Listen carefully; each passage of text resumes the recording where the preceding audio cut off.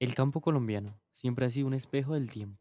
Allí se guardan los ecos de la memoria y también los presagios del futuro.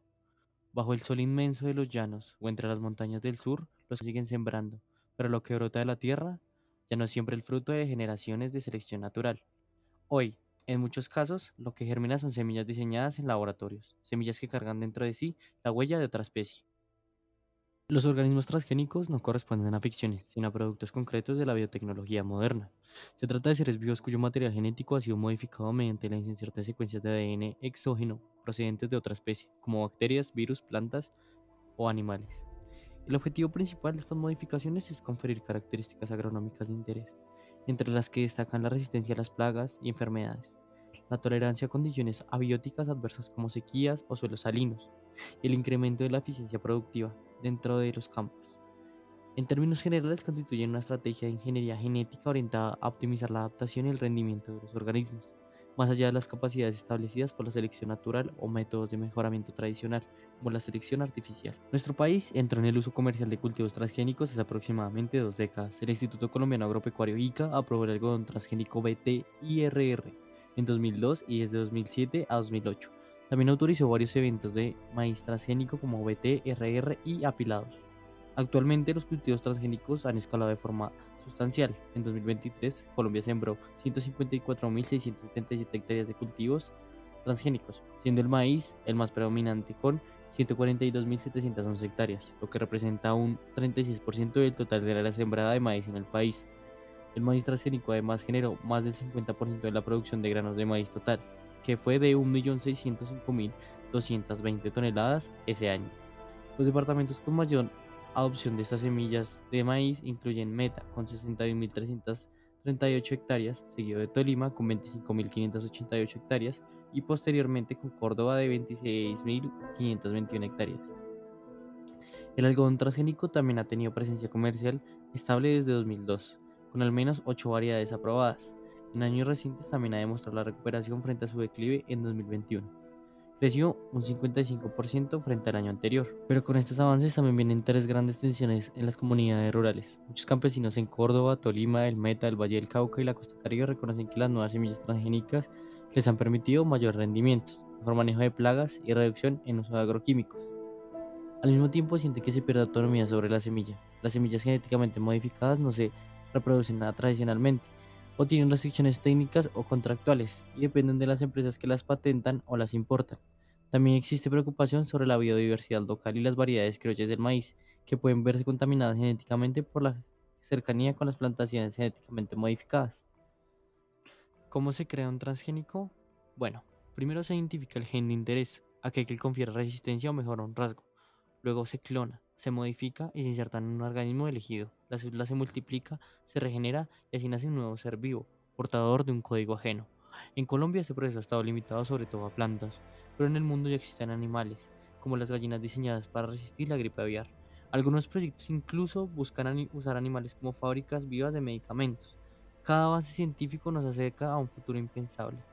Cada paso abre también un dilema ético. ¿Hasta dónde podemos rediseñar la vida sin alterar el equilibrio del que dependemos?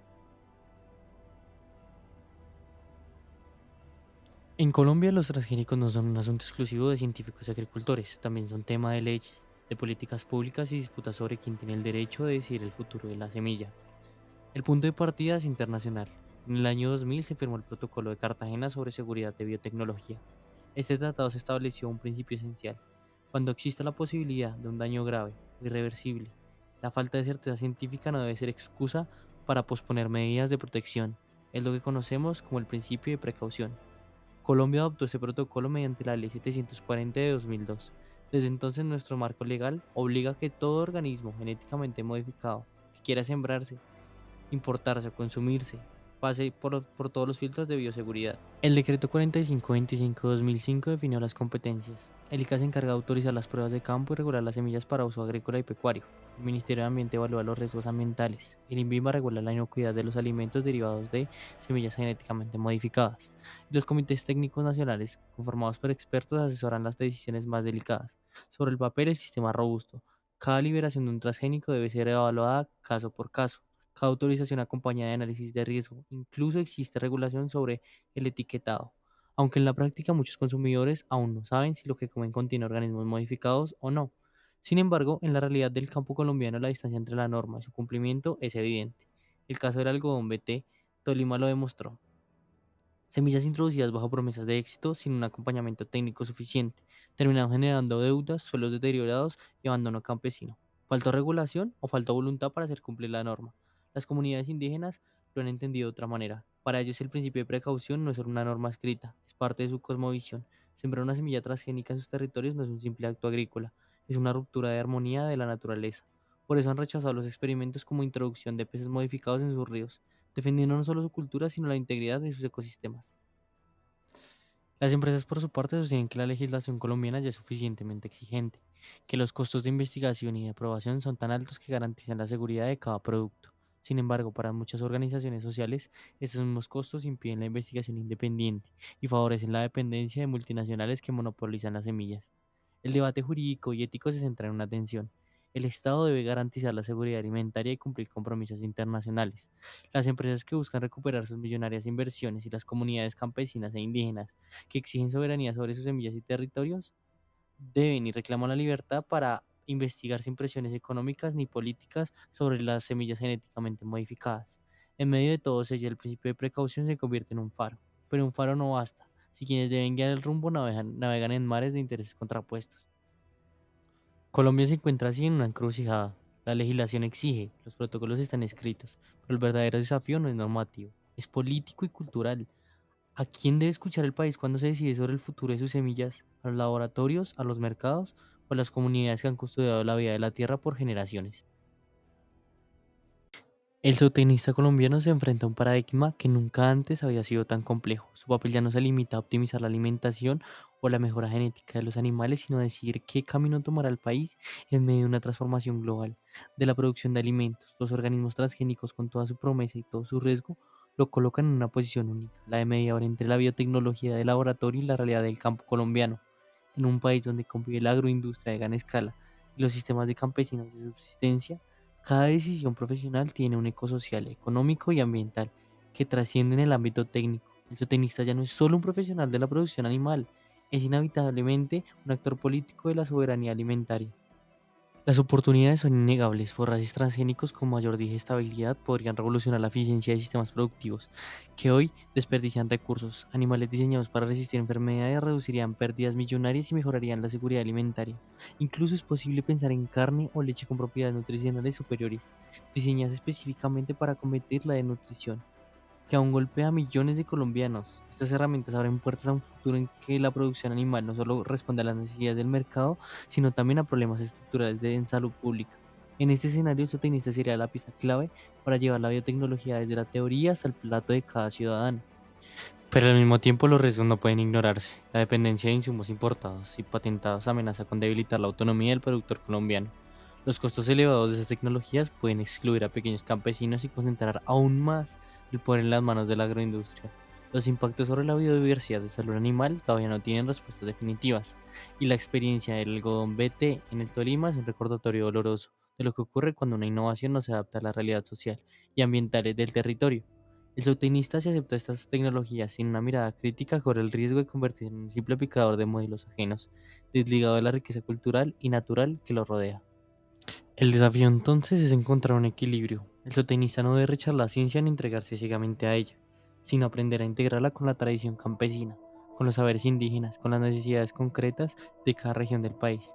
En sus manos está la posibilidad de diseñar sistemas productivos que sean sostenibles, justos y verdaderamente colombianos. Su rol es el de mediador entre el laboratorio y el campo, entre la lógica del mercado y la lógica de la vida, entre la innovación tecnológica y la defensa de la biodiversidad.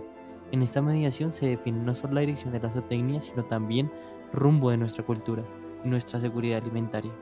El nuevo paradigma exige más que no conocimiento técnico, exige criterio, ética y visión. El zootecnista colombiano no puede conformarse con ser un técnico eficiente.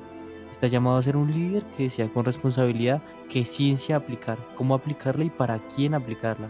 Porque detrás de cada semilla, detrás de cada animal, lo que realmente está en juego no es solo el rendimiento productivo, es el futuro de un país que necesita alimentarse sin perder su identidad, desarrollarse sin perder su soberanía, crecer sin perder su raíz. Es el verdadero desafío. En sus manos descansa la posibilidad de que Colombia siembre un futuro propio y sostenible.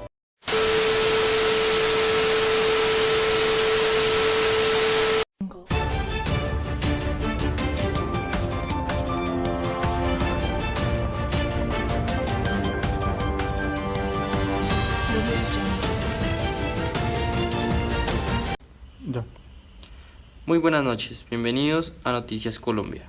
Hoy traemos un tema que ha generado debate en el campo, en la ciudad y en la ciencia: los alimentos y cultivos transgénicos en Colombia. En nuestro país desde hace varios años se siembran productos como el maíz, el algodón, los cuales son modificados genéticamente. Sus defensores destacan la productividad, mientras que sus críticos expresan la preocupación sobre la salud, el ambiente y la economía campesina. Para conocer las diferentes voces de este debate, pasamos con nuestro corresponsal en el campo colombiano, donde está con un agricultor que vive esta situación de cerca.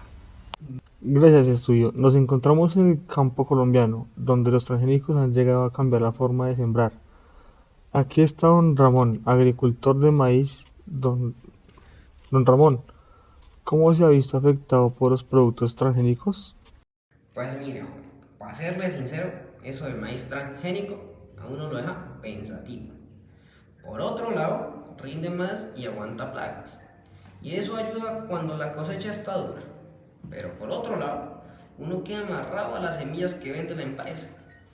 Y ya no podemos guardar la semilla para la otra siembra. Eso encarece todo. Y además, ya me pregunto, ¿será que si es bueno para la salud y para la tierrita de uno? Gracias, don Ramón. Su voz refleja la preocupación de muchos campesinos en Colombia. Ahora, vamos a hablar con la comunidad científica que investigue directamente los efectos y beneficios de estos cultivos. Estamos con la doctora Gómez, especialista en biotecnología. Doctora, ¿qué beneficios traen los transgénicos? Los transgénicos permiten aumentar la producción, resistencia a plagas y reducir el uso de pesticidas. En un país agrícola como Colombia, eso puede mejorar la seguridad alimentaria y la competitividad. Hay que seguir investigando. Si bien no se ha comprobado que sean dañinos para la salud humana, sí existen riesgos como la pérdida de bioseguridad y la dependencia de los agricultores de unas pocas empresas que controlan las semillas. Lo importante es avanzar con regulación clara y diálogo con los campesinos. Gracias por su aporte. Desde el campo hasta la ciencia, queda claro que los transgénicos son un tema complejo que requiere información, regulación y participación de todos.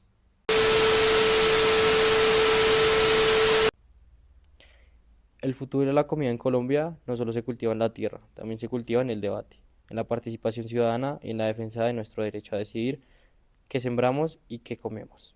Luego de tan creativa dramatización, debemos concluir que en Colombia, con su inmensa biodiversidad y su diversidad cultural, se encuentra en el corazón de este debate global.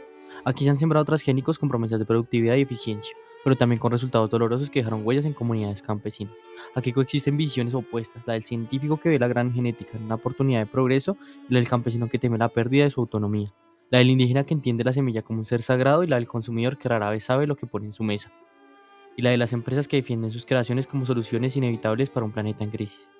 Todas estas voces construyen un mosaico de tensiones que no puede resolverse con respuestas simples. Los transgénicos no son solo una cuestión de esencia ni de productividad, ni de legislación. Son una encrucijada ética, social, política, que nos obliga a preguntarnos qué futuro queremos sembrar. Porque detrás de cada semilla hay más que alimento, hay cultura, hay memoria y hay soberanía. En ese escenario, el zootecnista colombiano se convierte en figura central. Su trabajo ya no se limita al manejo de animales o cálculo de dietas. Ahora debe decidir cómo relacionar la biotecnología con la realidad del campo, cómo equilibrar la innovación con la tradición y cómo garantizar los avances de la ciencia que sirvan para la sociedad y no la dividan aún más. Es un mediador entre mundos distintos y en sus decisiones descansa parte del futuro de la producción animal y de la alimentación de nuestro país. La tecnología por sí sola no salvará ni condenará a Colombia. Lo que determina que nuestro destino será el uso que hagamos de ella, las políticas que nos rodeen y la capacidad de escuchar a quienes durante siglos nos han protegido las semillas y los territorios. No se trata de elegir entre tradición y modernidad, sino de aprender a integrarlos sin destruir lo que nos hace únicos. Porque al final, lo que está en juego no es solo la agricultura ni la biotecnología, lo que realmente está en juego es la forma en que entendemos la vida y la forma en la que elegimos cuidarla para quienes vendrán después de nosotros.